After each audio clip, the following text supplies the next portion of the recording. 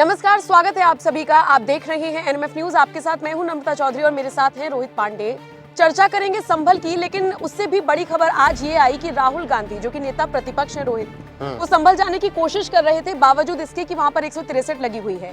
तो डीएम ने आसपास के जिलों में अधिकारियों को बाकायदा चिट्ठी लिख दी और कहा कि बॉर्डर पर ही राहुल गांधी को रोक लीजिए। ये सारी चीजें तय हो गई थी, बावजूद उसके राहुल गांधी संभल जाने की कोशिश करते हैं। तो एक तस्वीर सामने आई जिसमें योगी आदित्यनाथ की पुलिस, यानी कि यूपी पुलिस, एकदम हाथ बांधे हुए बाउंड्री लगाते हुए नजर आई।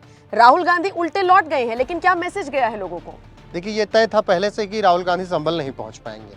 कारण उसका था कि 10 दिसंबर तक संभल में बाहरियों की एंट्री पूरी तरीके से बैन कर दी थी कमिश्नर आंजनेय कुमार सिंह ने, और उन्होंने कह दिया था कि 10 दिसंबर तक कोई भी संभल में प्रवेश नहीं करेगा बाहर का व्यक्ति। जब राहुल गांधी की जाने की खबर आई, तब भी कमिश्नर आंजनेय कुमार ने कहा कि जो माननीय हैं, गणमान्य हैं, उन्हें अभी समझना चाहिए चीज़ों को और उन्हें नहीं आना चाहिए संभल।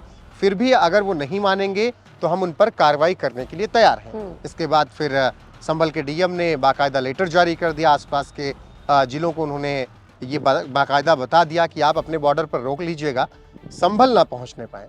लेकिन राहुल गांधी का संभल जाने का केवल मकसद भर ही नहीं था, संभल ना पहुंचकर भी वो जो संदेश देना चाहते थे वो दे गए।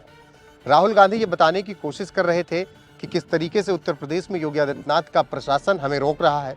राहुल गांधी ये बताने की कोशिश कर रहे हैं कि बीजेपी संभल में कुछ छिपा रही है, इसलिए वो हमें नहीं जाने देना चाहती है, और यही काम समाजवादी पार्टी का डेलीगेशन भी कर रहा था जब उसे रोक दिया गया। लेकिन समझना ये होगा कि जब पहले से ही कमिश्नर ने, डीएम ने, प्रशासन ने ये तय कर रखा है कि शांति व्यवस्था स्थापित हो जाए, उसके बाद कोई भी आ जाए, और 10 दिसंबर तक इसीलिए बाहरियों का वहां पर जाना बैन कर दिया था।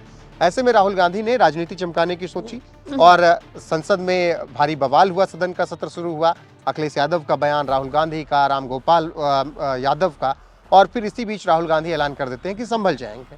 लेकिन संभल जाने से पहले उन्हें गाजियाबाद बॉर्डर पर रोक लिया गया और वहां से उन्हें वापस लौटना पड़ा। जिस तरीके से यूपी पुलिस पूरी तरीके से मुस्तैद थी, वहां से राहुल गांधी को निकलने नहीं दिया गया था, क्योंकि खबर ये भी थी कि राहुल के साथ प्रियंका भी जाएंगी। तो अगर संभल पहुंचते तो माहौल और ज़्यादा गर्म हो सकता था, क्योंकि वहां पर पहले से ही मस्जिद की एक लड़ाई है, तो इसके अलावा 2 गुटों की वर्चस्व की लड़ाई है, तुर्क वर्सेस पठान की वो लड़ाई है। दोनों सपा के ही नेता हैं, जियाउर रहमान बरको या फिर ये तो चलिए हमने कई बार डिस्कस कर भी लिया। बात तो सारी ये भी है कि बहराइच का रास्ता नहीं पता राहुल गांधी को, ये बड़ा सवाल है ना।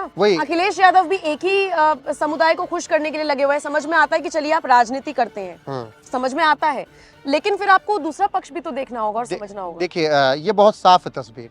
बीजेपी हिंदुत्व की राजनीति करती है तो कांग्रेस कहती है कि हम अल्पसंख्यकों की राजनीति कर रहे हैं, खास करके मुसलमानों की राजनीति कर रहे हैं। और यही वजह है कि जो उनका कोर वोट बैंक है, उसे साधने की कोशिश वो लगातार करते हैं। अब बहराइच की बात आई तो ये कोई नई बात नहीं है कि बहराइच का रास्ता नहीं पता था।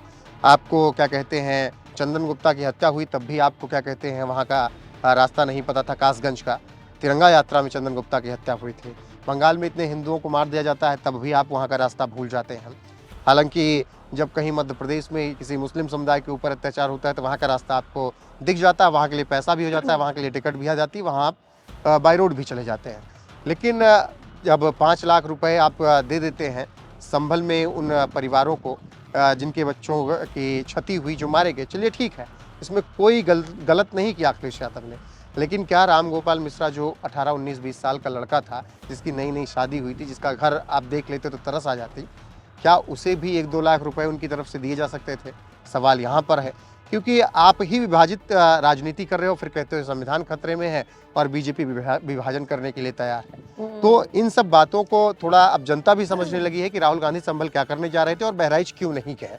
तो ये तस्वीर साफ है नम्रता, और यही वजह है। एक चीज और है, अभी रोहित में वही पढ़ रही थी कि प्रियंका गांधी ने कहा है कि राहुल गांधी को कोई नहीं रोक सकता, उन्हें संवैधानिक अधिकार है।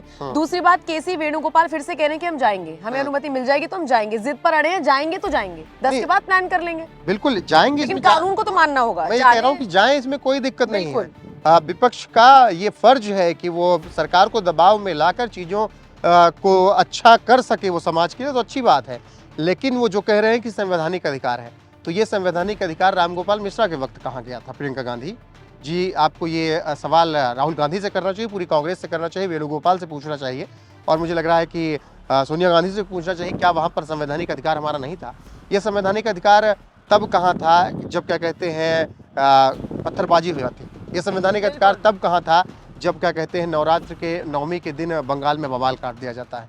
उस दिन भी तो संवैधानिक अधिकार होना चाहिए था ना, कि क्या केवल संवैधानिक अधिकार क्या कहते हैं संभल में ही है, या फिर जहाँ पर ऐसे लोग हैं जो आपके कोर वोट बैंक हैं, अगर उनके ऊपर प्रशासन कार्रवाई कर रहा है तभी आपको संवैधानिक अधिकार नजर आता है। संवैधानिक अधिकार अगर आप बात कर रहे हैं तो संवैधानिक अधिकार दो तरफा नहीं हो सकता है, एक तरफा होना चाहिए और एक दिशा में होना चाहिए। हाँ, तो कुल मिलाकर राहुल गांधी को बेरंग लौटना तो पड़ा, लेकिन अभी भी कांग्रेस वो कहते हैं अपनी इज्जत छुपाने के लिए, या फिर जो नाकामी उनको लग रहा था कि शायद दोनों ही चीजें अपने फेवर में जाएंगी, लेकिन सोशल मीडिया पर लोग तरह तरह की बातें लिख रहे हैं और लोग कह रहे हैं कि आपको जाने की, आप जाइए ना, जब वहां कानून के रास्ते को आप अख्तियार कीजिए और 10 दिसंबर के बाद देखिएगा। लेकिन खैर, इन सब के बीच राहुल गांधी हो या प्रियंका गांधी हो, लोग आलोचना भी कर रहे हैं, कुछ लोग समर्थन भी कर रहे हैं। आप पर इस वीडियो को छोड़कर जा रहे हैं, बताइए राहुल गांधी के इस फैसले पर और जिस तरीके से बैरंग उनको लौटना पड़ा, इसको लेकर आप क्या राय रखते हैं?